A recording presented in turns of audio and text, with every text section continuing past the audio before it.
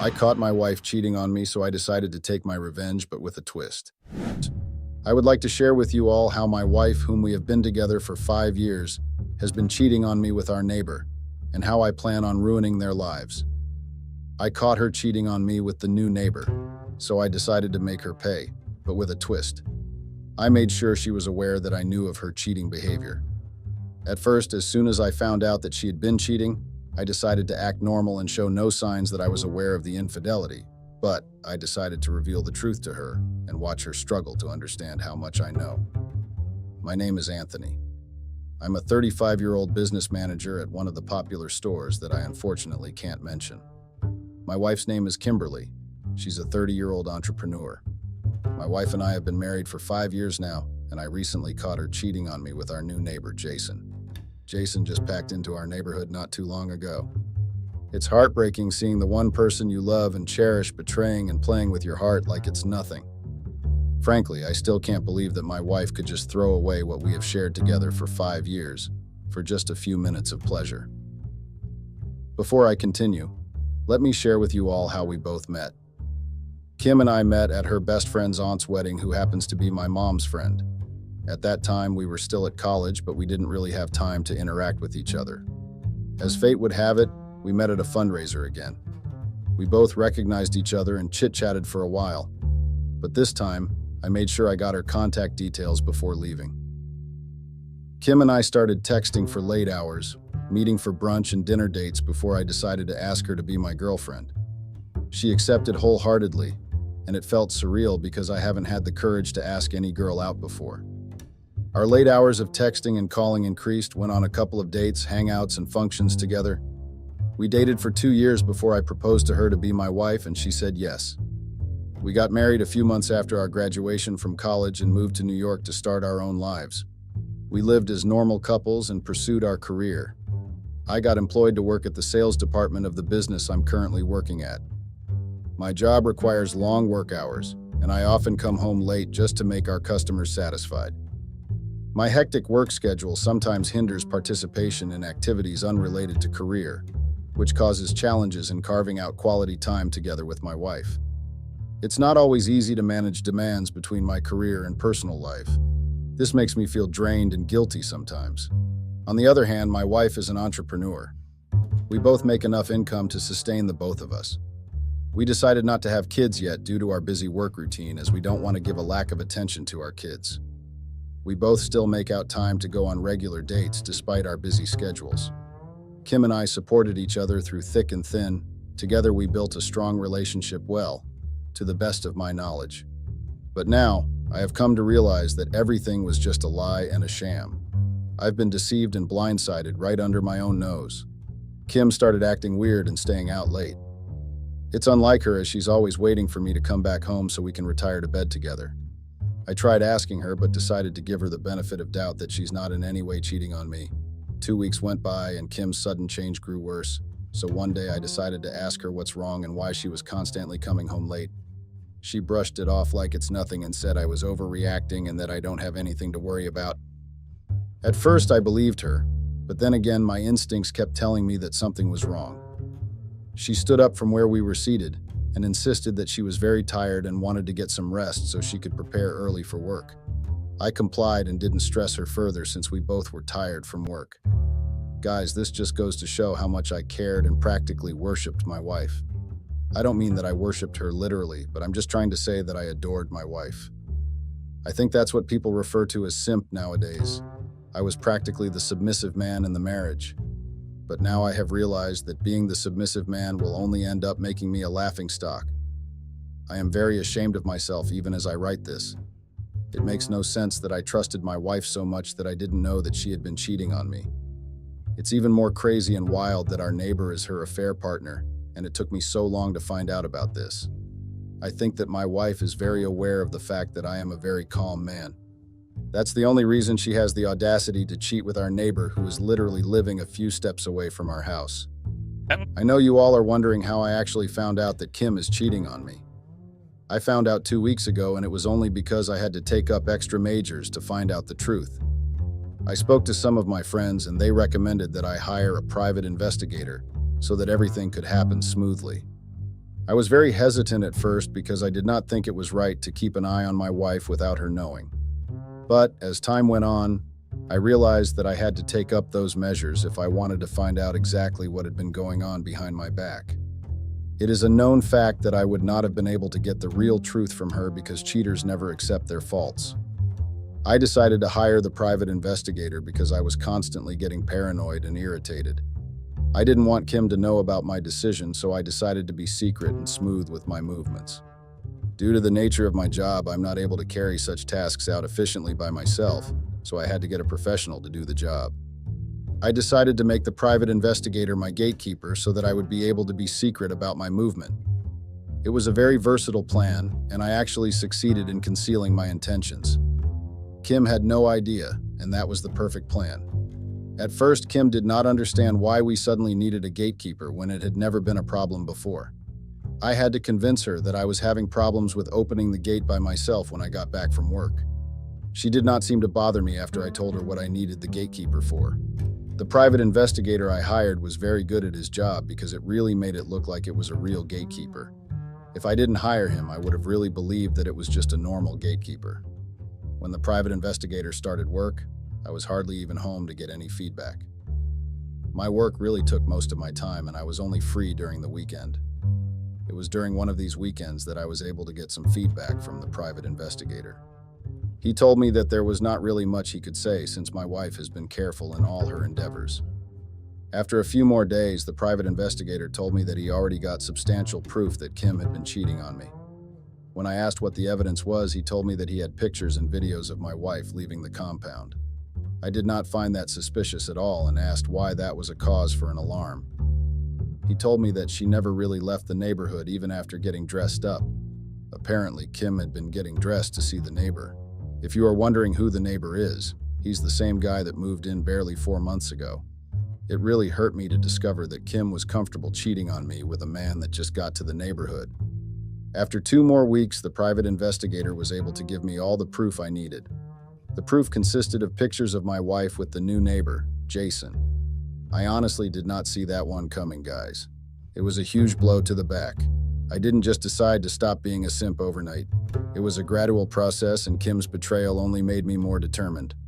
After gathering all the evidence I needed, I concluded that I was not going to let the betrayal go just like that.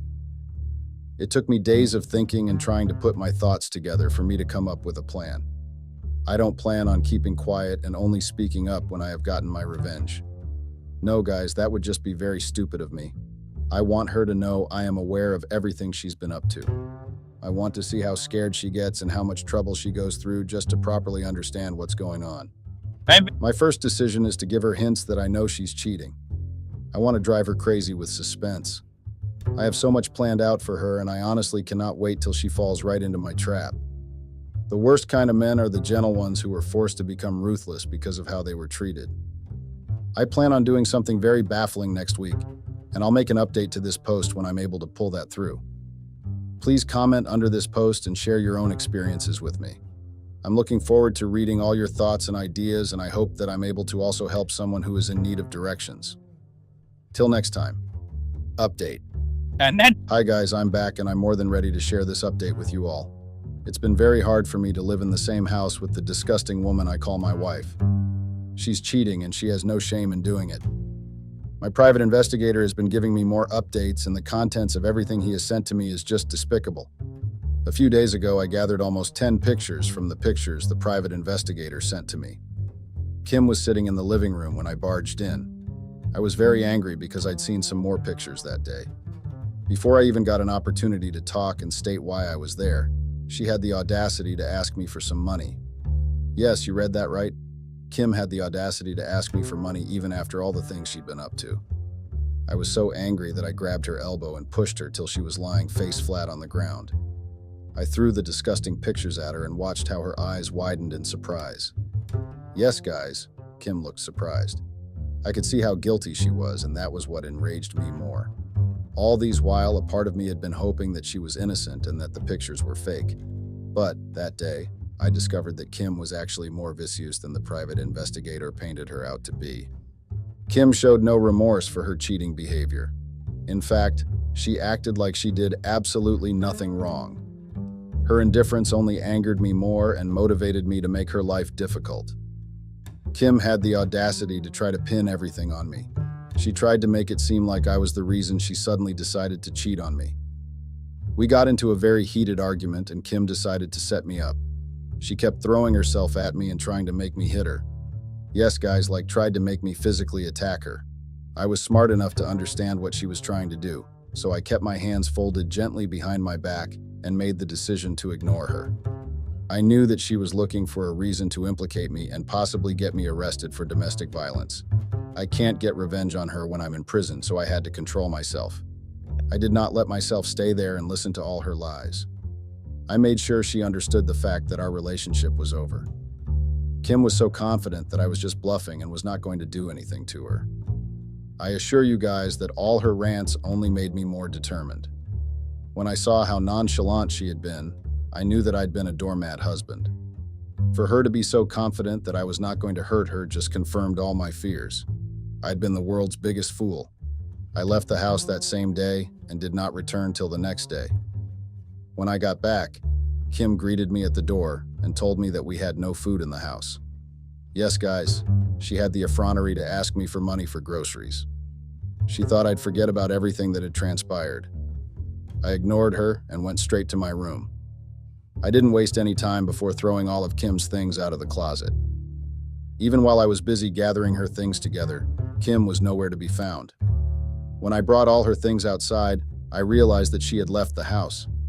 It didn't take me much time to guess where she had been. I was sure that she went to visit her lover. I took a matchstick from the kitchen and then I poured some petroleum on her clothes. In less than 5 minutes, all the clothes she owned were burnt out.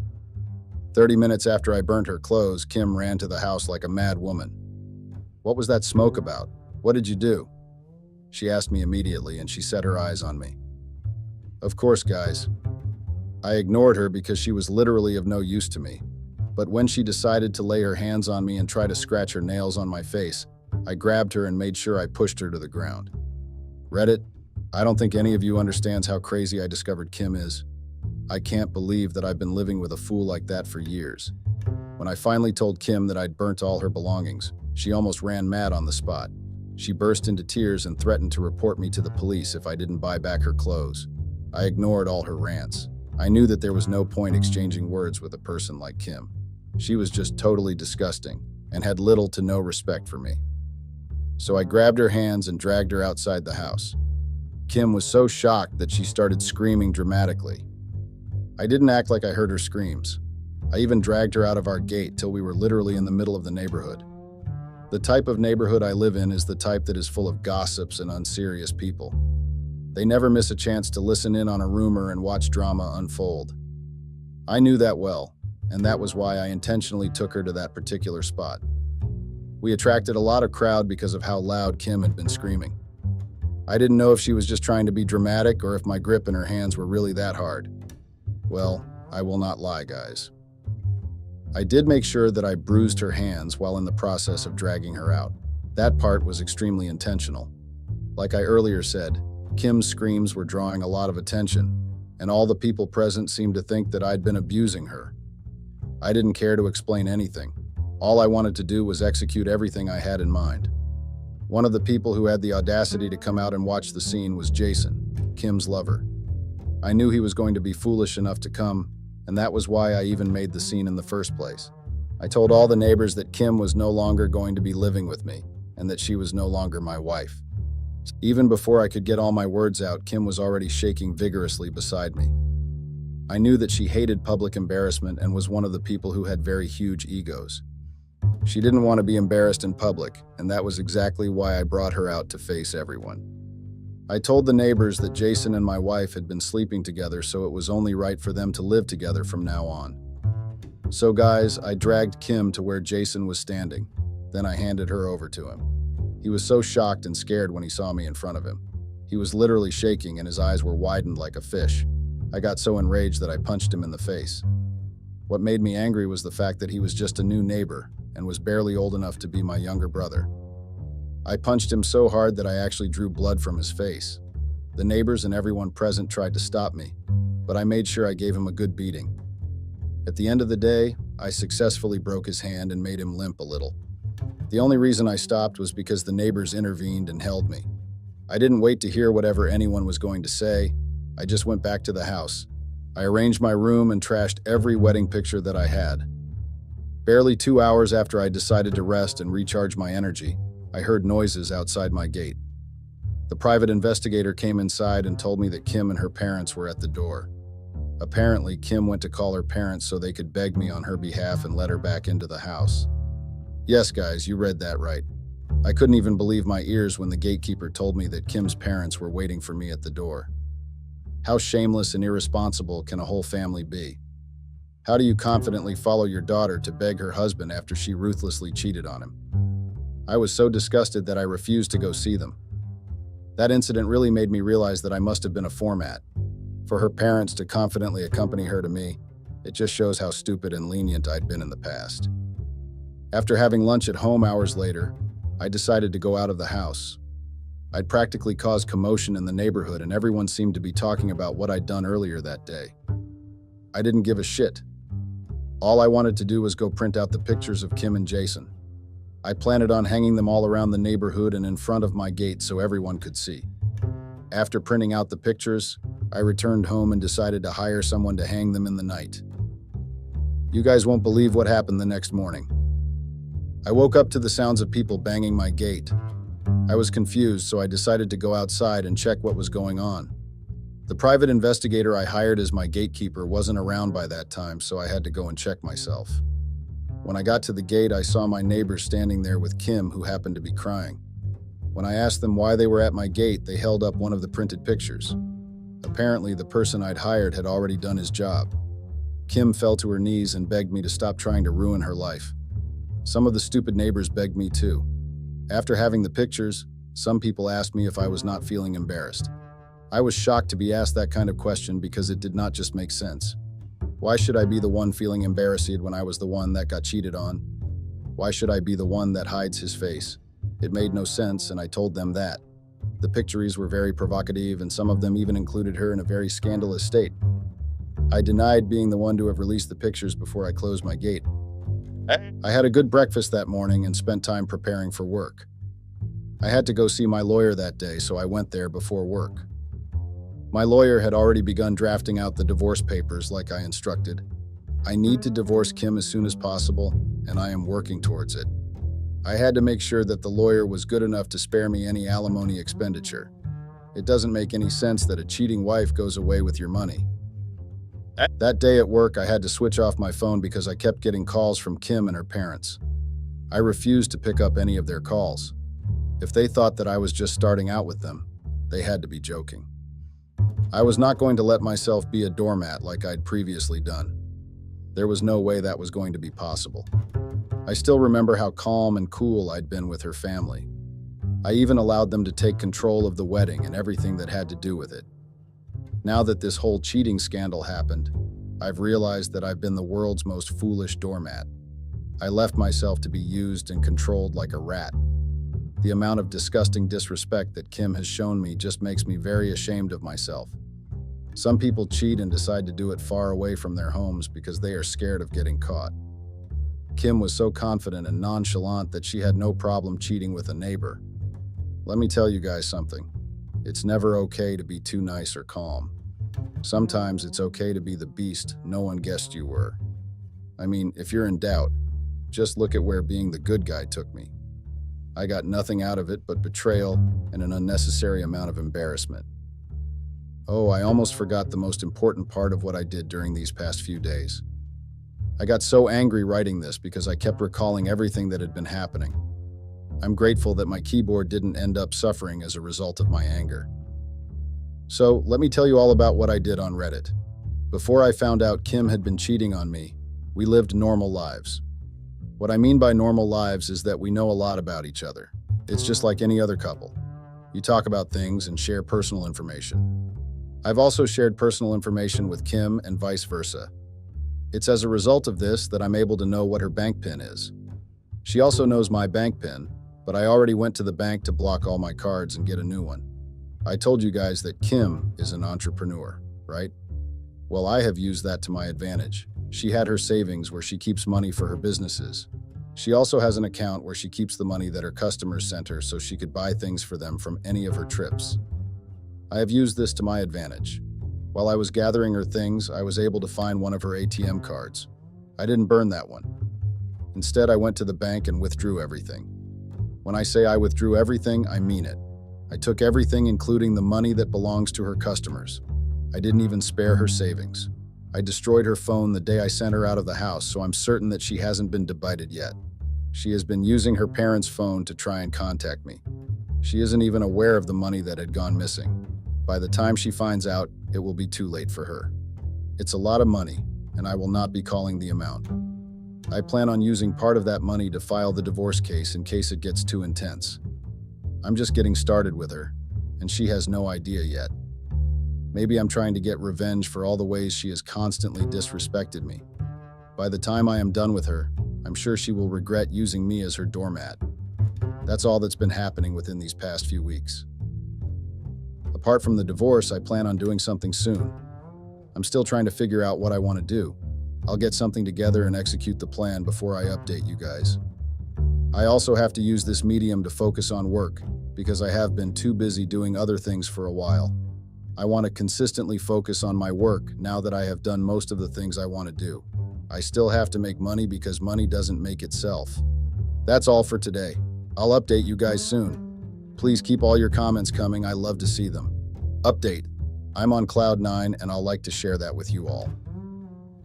Before I proceed, I'd like to thank every single one of you for taking time out of your busy schedules to read and interact with this experience of mine. I never imagined that so many people would even give my unfortunate experience a glance. Now it seems like I'd underestimated myself. I can see all the love you all show me, and I am beyond grateful for it all. Thank you very much. I don't want to deviate too much today. I'm ready to get straight to the point because I am very happy as I write this. Just like I told you guys, I made sure I carefully thought of what I wanted to do next. While I was busy working and spending my free time thinking about everything that had been happening, I decided that it was only right for me to give Jason a piece of my mind. If not for Kim, I didn't even realize that Jason lived that close to our house. I knew we had a new neighbor in the neighborhood, but I never thought that neighbor was sleeping with my wife. What enraged me the most is that he has to be at least 5 years younger than me. I don't even know what women really want at this point. Kim cheated with a younger man, and why did she do that? She was just ready to throw away our marriage for a few seconds of pleasure. That's all there's been to it. All she wanted to do was ruin the marriage. That leads me to my next question. Why is it hard to just ask for a divorce? If you're tired of your partner and you would rather sleep around than fix your marriage, why don't you ask for a divorce? I don't bite. If she asked me for a divorce, I would have given it to her without a second thought. I literally don't care about forcing her to stay. I would have had huge respect for her if she just came to me and demanded we end our marriage. That is more respectful than going out of your way to shamefully cheat on your husband. Only cowards cheat, and I will never have respect for anyone that thinks it's right to cheat. I learned that Jason worked at a tech company, so I decided to pay him a visit at work. Yes, he works at a tech company. I'm sure he must be one of those young rich men who think they can do as they like because they have no real responsibilities and earn a certain amount of money. I'm not sure if it's his money or age that attracted Kim to him. It doesn't make sense that she would stay at my house, eat the food I bought, and then go outside to cheat. Damn, I've been a big fool. I'll keep saying this. The distance from my house to Jason's house is very small. How did I not know? Well, that's why I've worked harder to make sure Kim regrets her actions. When I got to Jason's place of work and asked for him, it took time before I was actually able to see him. He must have been expecting me. After the several beatings I gave him, I didn't expect anything short of that. When Jason saw me, he looked like he could have piss in his pants. I'm actually very offended that Kim decided to cheat on me with a scared cat. Well, I don't judge because I used to be Kim's doormat. It's like she has a type. She attracts the kind of guys she knows she can control. When Jason and I were alone in the lobby, I could tell just how scared he was. I'm a very tall guy, and I've been told that I can look quite intimidating sometimes. Well, that comes as a surprise to me because that did not stop Kim from cheating on me. The fact that Jason was practically showing how scared he was funny. He had a cast and bandage on. I noticed that the beating I gave him last time really dealt with him. It did exactly what it was supposed to do, LOL. There was even a limp in his step. Before I could even speak, Jason started apologizing. Listen, man, I'm sorry for what happened. I messed up. I didn't know she was your wife. She told me the both of you were cousins and she was just staying at your house till she was back on her feet. That's what he said to me. Yes, guy. Apparently, Kim lied to him and told him we were just cousins. I was skeptical at first and I didn't want to believe him, but he gave me all the price I needed.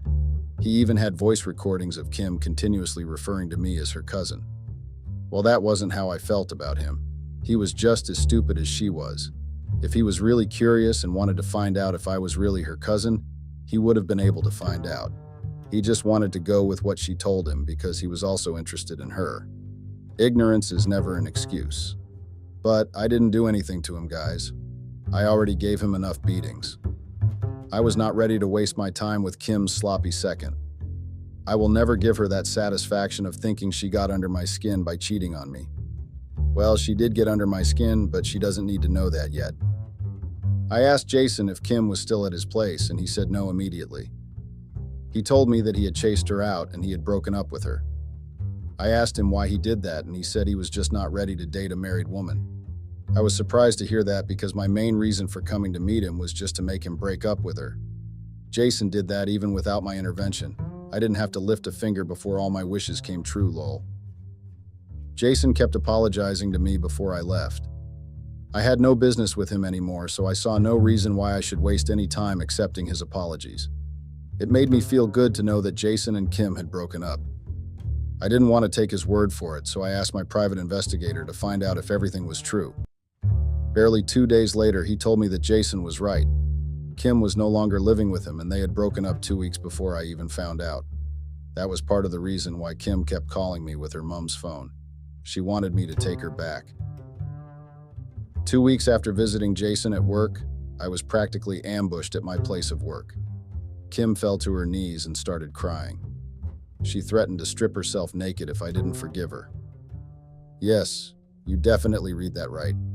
Imagine how shocked I was. My colleagues were stunned to see what had been going on. Kim thought she could emotionally blackmail me into doing something I didn't want to do. I told her she could strip naked if she wanted to, and that it was none of my business. My boss accused me of leaving work early, and I left Kim at work to continue embarrassing herself. None of what she was doing mattered to me at all. When I got back from work that day, my lawyer told me that the divorce papers were ready. I sent them to Kim's house after signing them, and patiently waited for her to sign them. Kim didn't sign the papers even after 2 weeks. She showed up at my house and demanded to speak to me. Apparently, she went to the bank and discovered that all her money was gone. She pleaded with me to return the money because her customers were trying to sue her. I denied taking the money and asked her to leave my house. Kim told me she would not sign the divorce papers unless I returned the money. I didn't have a problem with that because I am not even planning on getting married anytime soon. I don't want any legal drama. She can draw out the divorce all she wants. As long as she's getting sued in court and is currently dead broke, single and abandoned, I do not have any problem with it. I've gotten the perfect revenge and that is okay for me. I even have a girlfriend now. We're just having fun, and it's nothing serious. It was tough, but I had a lot of fun. Thank you all for reading and cementing. It means a lot to me. Bye. Sometimes when you read about men that were cheated on by their partners, you can't help but ask, how does he feel? What did he do? I just know that he is going to end that marriage and find someone better. Most times the men do deserve someone better, but there's just one problem. Can they fully recover from being cheated on? Will they ever be able to trust anyone again? I recently discovered that my wife of 6 years had been cheating on me for 3 years with a random guy she met at our wedding, and I honestly don't know how I feel or what to do. I am stuck between peacefully filing for a divorce and being on the 9 p.m. news for something I might do. As I write this, I am at a wedding, sitting on the bed while a bag of clothes is placed in front of me. I honestly can't still grasp the situation or how I had been so blinded by the love I had for my war that I didn't notice sooner. I need to tell someone what happened, or else I might potentially lose my mind. My name is Greg Okoro, and I am a dark-skinned 42-year-old, 5'11" male with married to Clara Ade, a light-skinned 36-year-old 5'3" female. Clara and I met at the shopping mall. We both stood at the checkout line when a man came from nowhere and stood of Clara. Being annoyed at his behavior, Clara tapped on his back in order to get his attention before asking him to move to the back of the line because there were people who were there for her. Now, as I had stated before, Clara is 5'3", and this guy stood at least 6 FT tall and looked down at her before responding rudely that she should mind her business and allow him to pay for his groceries. Clara didn't stop, but again asked him to move to the back of the queue, and this really annoyed him because he soon threw his basket of groceries on the floor and was now looking at Clara, the way a lion looks at another lion who enters his territory. But Clara didn't budge, but I knew that if I didn't do anything, things would get out of hand. I ran out of my spot and rushed to where they stood, took Clara's hand and said, "Honey, let's go." They said that Mom is in the hospital, which is a lie, obviously, before dragging her to the counter where the cashier quickly checked out our things. Before leaving, I hurriedly apologized to the man before dragging a shocked Clara behind me. After we had left the mall, she seemed to snap out her shock and asked me who the hell I thought I was. I calmly explained that if I didn't intervene when I did, the guy would have done something to her, and I reminded her that we lived in a country where our safety is not guaranteed by the police. She seemed to calm down after this and thanked me. We exchanged contacts before I walked her to her car and watched her drive off before getting into mine. That singular encounter changed my life forever. Clara and I started texting, meeting for innocent lunch and dinner dates before I asked her to be my girlfriend. She accepted, and it was heaven on earth. I would always wake up to calls from her, surprise visits at house, home-cooked meals, more dates. But we never got too intimate. Clara came from a Catholic family, and they don't take kindly to such things. Her parents are Yoruba and also very traditional, so simple things like lying on the floor to greet them matter a lot. After dating for 3 years, I popped the question and she said yes. I was beyond happy because I have finally found my better half, my missing rib. Cheesy, I know. The wedding was beautiful, and finally it was time to go home and start the rest of our lives. We waited a year before we started trying for kids. The reason for this was because we both agreed that we wanted to have that period all to ourselves and build our careers before we can bring a child into the picture. On the 2nd anniversary of our marriage, Clara surprised me with a positive pregnancy test result, and to say that I was happy was a big lie. I was more than happy, and why wouldn't I be? I was married to the perfect woman, and she was about to give me the perfect child. I always assumed we're happy. I worked hard as an accountant at Advise LLP, CPA firm at 6230 Wilshire BLVD Suite, Yale 192, Los Angeles, CA 9048, United States provide for our comfortable life at LA. I trusted Clara completely and never suspected that anything was wrong. I mean, what could possibly go wrong? Now 5 years and 2 kids later, I start noticing some changes. Clara stopped sending me good morning texts. Yes, I know what you're thinking, but even after we got married, she still kept the habit of always sending me good morning texts whenever she woke up. She always got up before I did to take care of the kids and get breakfast ready, but always found time to send me the cutest texts that would leave me smiling and giggling to myself all day. It was always something short and cute, like, if you were a vegetable, you'd be a cucumber, or are you Netflix? Because I could watch you for hours. But all of a sudden, the messages stopped coming. When it first happened, I just brushed it off and assumed that she had a pretty hectic day and must have forgotten. But when 2 weeks had gone back without any good morning texts, I knew that Clara had changed. It was as though she had stopped caring about me and our marriage. The only time I would see her brighten up would be when she's with our kids, but whenever we would be alone, she would be so stiff and uptight with me that every conversation with her feel like a conversation between my boss and I. I thought I had done something wrong and even went as far as apologizing and treating her to a fancy dinner. But even after all that, she still remained the same. She had started keeping late nights, claiming she had to work overtime or meet with friends. She became so distant and cold that she started avoiding my affection and attention. I have never questioned my wife and her work. Neither have I ever imagined her of doing anything to hurt me, so I always went with her excuses. We had to get maid to help take care of the kids while we were at work, but I made sure to always coming back before they went to bed. I always assured them that their mother loved them because my eldest daughter kept asking why her mother was hardly at home and if they had done something to upset their mother. Hearing this from a 4-year-old girl broke my heart, so I told her that her mother just had a lot of work to do, and also reassured them that their mother loved them so much. Each time I tell Clara what the kids say, she promises to change, which she does, but only for a day or two. Now I am a very calm and quiet guy, but for some reason, I was slowly getting agitated by what was going on, but I never for once questioned my wife's faithfulness to me. I always blamed her work or something else for her behavior. I never stopped being a loving and devoted husband who secretly prayed that things go back to the way they were.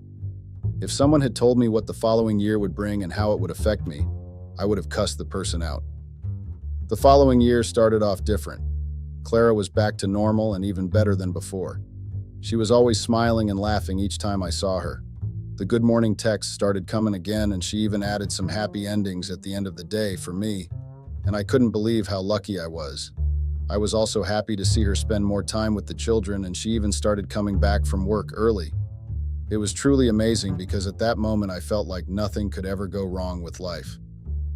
One thing that she also started doing the year was going to the gym at night with her friends from work. She went every Sunday and would return to the house some minutes past 8. But she was always in a cheerful mood when she returned, so I didn't question the odd hours.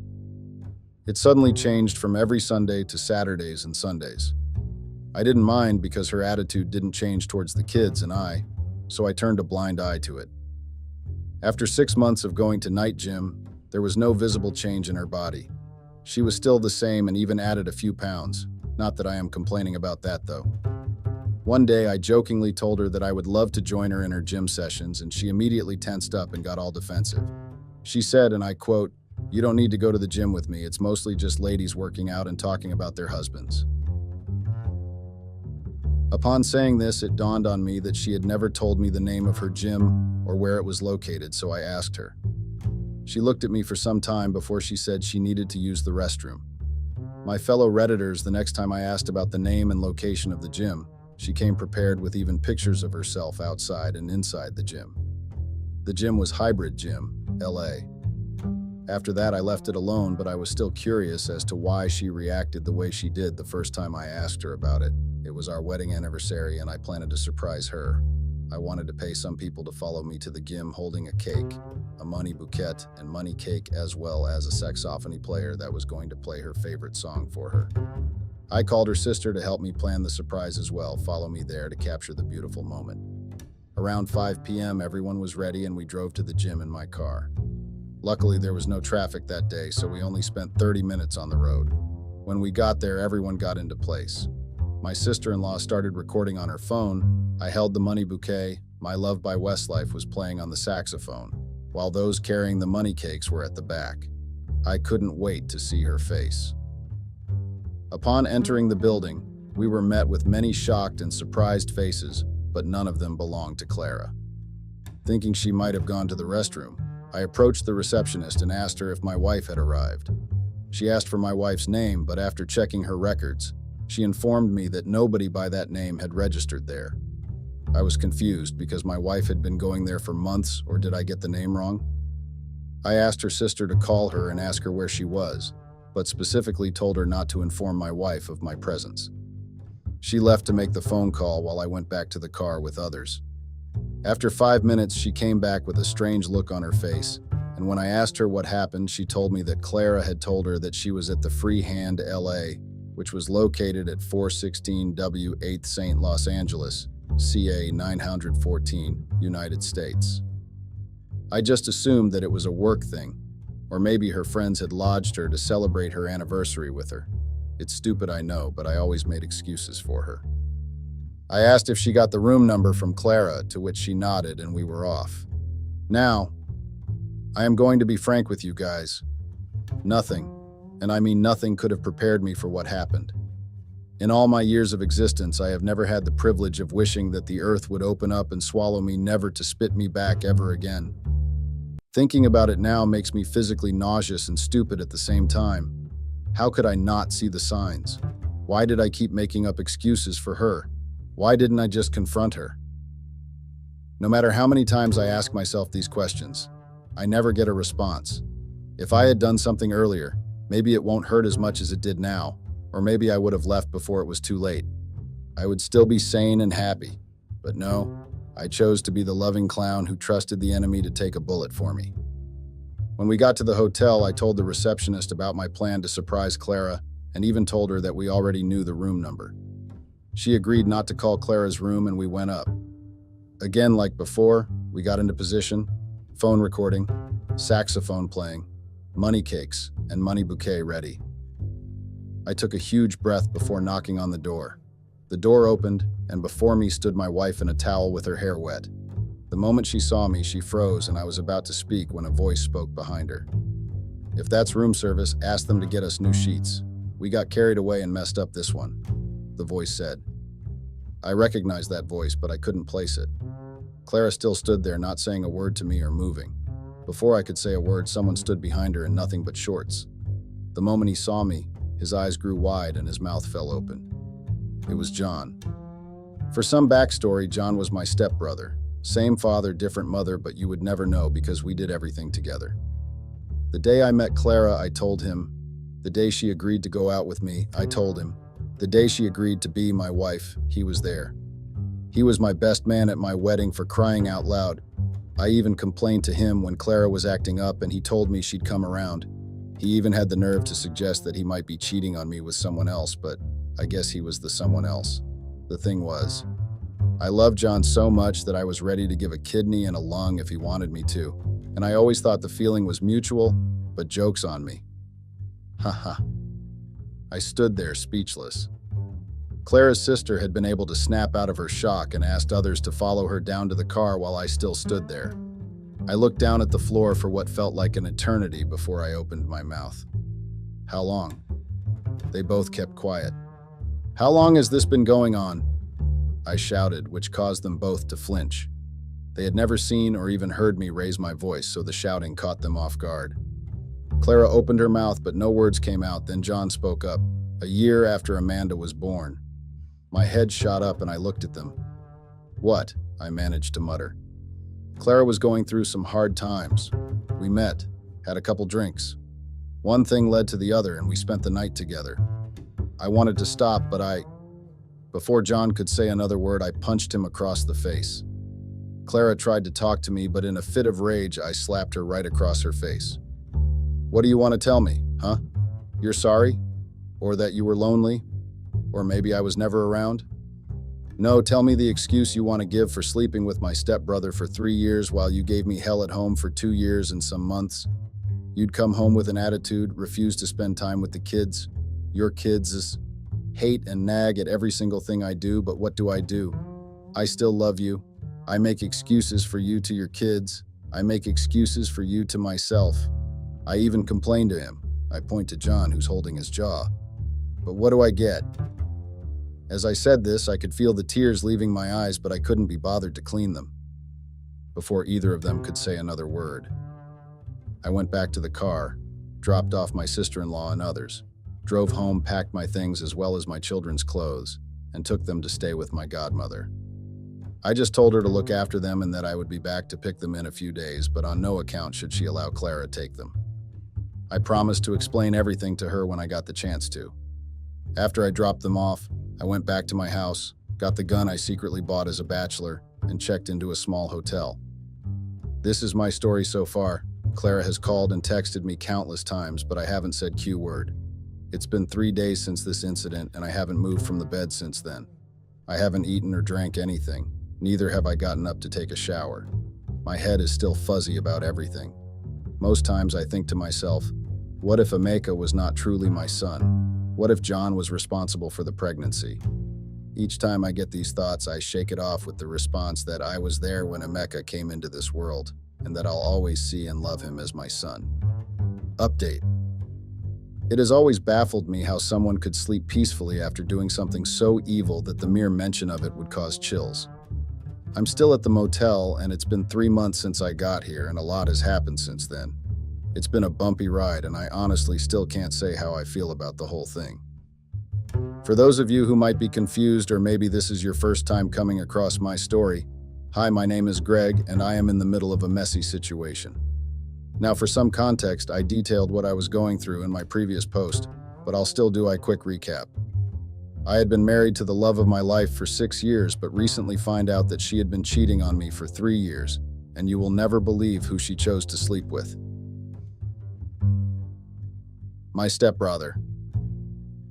I know it sounds hard to believe, and honestly, after all the while, I still find it hard to believe that was able to find myself in this kind of situation. This is the kind of stuff that you read about on the news or maybe watch on those YouTube channels, but here I am, actually going through it in reality. Now, my wife had been trying to reach me and my kids, but when she found out that she couldn't, she took a different approach. As I think about it now, I've just realized that she isn't the same woman I dated and fell in love with. Was she just hiding her true colors? Or were they always there and I was just too stupid to see them? Anyway, back to what she did that left a scar on my heart. I got a call from my dad one day asking me to come over. Now, my dad is Nigerian and grew up there before relocating to the United States of America, and, well, let's just say that we, my siblings and I, were brought up Nigerian style, and whenever we were summoned, it always meant one of us had done something and was going to be scolded at. After I got the call, I sat on the bed and thought long and hard as to what might have caused my father to summon me. No matter how hard I thought, I couldn't think of anything, so I just accepted that I would only know if I visit him. The next day, I got up early and got ready for my visit to my father. He lived it, so it took some time for me to get there, but when I eventually did, I remembered why I hardly visited. Everyone was smiling and welcomed me wholeheartedly while my dad just stood there.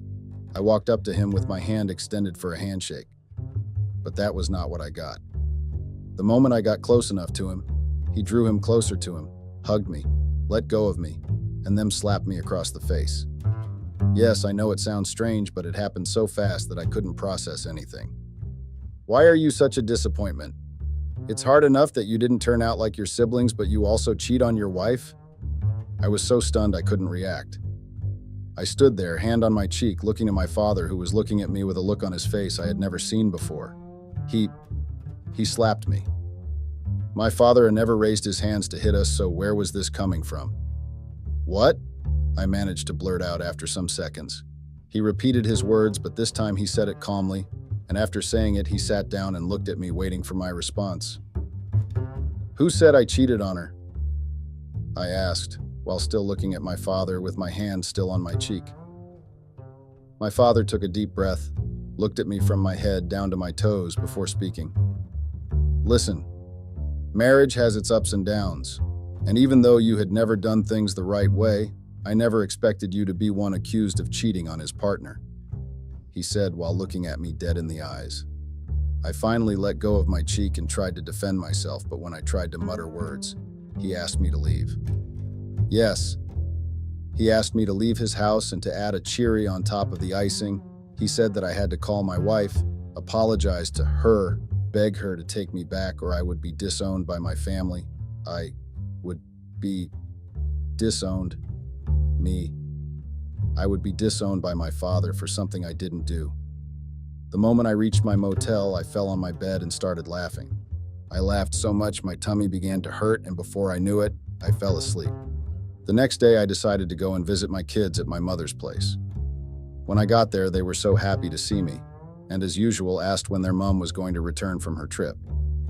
I had told them that she had traveled for a work trip, and since I had changed my children from their old school, I didn't have to worry about Clara going to look for them there. You see, my mom and my father had divorced and were living separately. They separated 2 years after Clara and I got married, but I never told Clara where she lives, and I'm thankful for that now. After spending time with my kids, I sat down with my mom and told her what happened between her husband and I. She was surprised that I wasn't given a listening ear and was threatened in such a way. Mom knew everything that had happened between Clara and I, so she was able to judge the situation fairly. She asked me to file for a divorce and fight for custody of my kid, but I reminded her that doing that would cause my father to get involved, and since he believes I'm the one at fault, he would hire the best lawyer money can afford and take my kids from me. I stayed till 7 p.m. before I went back to the motel. Once I got there, an idea popped up in my head and I called my sister-in-law to talk to her. We had been keeping in touch all this while she even told me that Clara had brought John home and fabricated a lie to their parents, which won them over. She also told me that Clara seemed different, but I told her that I didn't call her to talk about her sister and that I needed something from her. I told her what I needed and she agreed. The next day, I got the nerve to visit my house in Clara. When I got there, everything looked the same, but it felt different. I knocked on the door and Clara opened the door. She was shocked to see me, but she immediately removed the look of shock from her face and invited me in. I sat down and she offered me something to drink, but I declined. After what felt like hours, I cleared my throat and spoke up. "How are you, Clara?" Saying her name while looking at her sent tears to my eyes, but I had to bite my tongue to prevent myself from breaking down. "I'm fine. How have you been? You look pale. Have you been eating well?" She asked me with a hint of concern in her tone. I didn't respond immediately because what exactly was I to say? I was fine? Of course not, but I wasn't about to let her see that. "I'm all right, Clara. I've just been busy with work. Look, the reason I came back was because..." I stopped talking, looked her in the eye, then fell on my knees. "Please forgive me. I'm sorry for everything that happened. I'm sorry for not being a better husband, for not paying attention, for not loving you more, for failing as a husband. Clara, please forgive me." At this point, I was in tears. I was sobbing like a child while Clara sat there and looked at me helplessly. After a few minutes, she got up and knelt beside me. She wiped my tears and said that she had forgiven me, and that it was fine as long as I had realized my mistake. I had realized and asked her to let me back into her life. I also told her I had given them my blessings to be together, and she was so happy. She started doing this little dance that always made me smile. I decided to move back in with her, but as a housemate until I can find a place of my own. I also found out that they, John and Clara, were planning on getting married. John and I patched things up the following week, and honestly, everything was going so well. I brought the kids back and they were so excited to see their mom.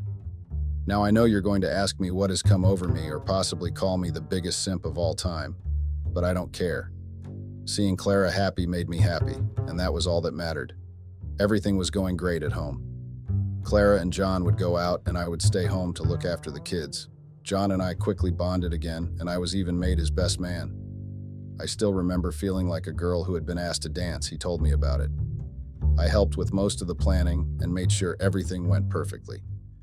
Clara's parents have forgiven me for what I did to their daughter, but her sister wouldn't talk to me. She thinks I've lost my mind. What does she know? Love makes you do stupid things, and honestly, I wasn't even complaining. My father was pleased with my decision and even asked me to visit him anytime wanted. The wedding was held at Hollywood and Suites Hotel at El Segundo Boulevard Gardena, and we would have a big reception at their beautiful hall. Clara and John let me handle everything, and honestly, after doing all that for them, I felt so peaceful. I found myself wondering why I didn't do this sooner. I even found out that Clara was expecting. She told me first and made me swear not to tell John. I was so happy she trusted me enough to tell me about it. One day I saw Clara looking worried and I asked her what the problem was. "It's nothing serious, just pre-wedding jitters, I guess," she told me while looking at her nails. I took her hands, gave it a soft kiss, and assured her that she had nothing to worry about. I had taken care of everything to the very last detail, and all they had to do was to be there and be happy. She smiled, gave me a long hug, and thanked me. When she was about to pull away, we both realized that our faces were so close to each other. Without warning, she kissed me and, well, I kind of kissed her back. Now, before you hate me, remember that I still loved her, and I guess those feelings never died. She didn't pull away from the kiss, and when she did, she simply smiled and said, "Thank you," to which I smiled back and left the room. I felt so happy I almost jumped up like a child. Tomorrow was the wedding, so I had to sleep early. Life is not always beautiful, but when you have something to look forward to every day, you stop seeing the thorns and only focus on the roses. I had been so focused on the thorns that I forgot how the roses smelt, but not anymore. I was going to give life another chance, but first I had to be there for two important people in my life at the moment. Finally, the wedding day had arrived and Clara looked so stunning in her wedding dress. She wore a trumpet wedding dress with a long veil and a crown on her head, while John wore a three-piece slim fit suit with Oxford shoes. They both looked like something you'd read in a storybook, and I kid you not, I teared up when they both said their vows. The wedding ceremony was beautiful, and now it was time for the reception. After everyone had eaten and enjoyed themselves, I asked John to give me some time to give them a gift, and he agreed. You know, I just love happy endings. They always made me smile, so I wanted to give them one. Now I had installed a big screen and hired a projector because I planned to play a slideshow for them. The slideshow started with a picture of Clara as a baby, and then one of John as a child. That caused the crowd to smile and go, "Oh." Next were videos of Clara and John in cute moments, looking at each other, smiling and laughing. It was indeed a beautiful moment. Then, a video started playing. It was of me smiling into the camera. I can't wait to see her face when we go there. It's going to be priceless. I know that things have been going roughly, and that work has been hectic, but I still love you, and I will always love you. I spoke into the camera before asking someone in front of me if they were ready. The next slide was a video of me in the gym with Kenzie looking around for Clara. Then it showed the gym receptionist informing us that Clara wasn't a member of the gym. Then I turned the camera to myself and spoke. Did I forget the name of the gym? I was still asking myself questions when the voice of Clara's sister was heard, telling me that she had gotten her sister on the phone, so I looked into the camera, smiled, and said, "Let's go." Now, as you can imagine, the bride looks very uncomfortable in her seat while the groom is shooting me death glares, but I just smile back and turn my head back to the video. Now we had arrived at the hotel and we saw the receptionist talking to me. Then we slowly made our way up the hotel stairs. We arrived at the door and the saxophone can be heard in the background. As I was about to knock on the door, John stood up and demanded that the slideshow be stopped, but to everyone's surprise, my father told him to keep quiet and asked me to continue. Now, when I tell you that I had the biggest smile on my face, I continued with the slideshow and showed how I discovered about Clara and John. The entire room fell silent. Everyone turned to look at the newlywed and shook their heads.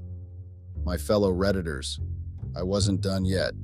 You see, I recorded our entire conversation from that day and it was shown. The next slideshow was about Clara. She was seen with an older man and they were being intimate with each other. I paused at the moment and took the microphone.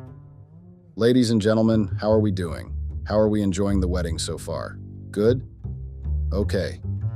Now, some of you may know me as the evil ex-husband who cheated on his beautiful wife, and many of you hated me without even knowing me. I was even threatened by my own father because of her. I always wondered why, but guess what? Now I know. After I said this, I played the video, and guess what? The older man in the video was my father.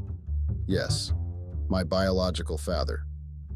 I found out about them after I made peace with Clara and John. But let's go back to the wedding. The moment my father's face appeared on the screen, I think I heard someone scream, but at that moment I didn't even care to turn back. I was too invested in how good the video had come out. The next slide was a picture, or rather more pictures of Clara and my father while an audio recording was playing. It was Clara on the phone with her friend, and she was saying how she had gotten pregnant again for my dad.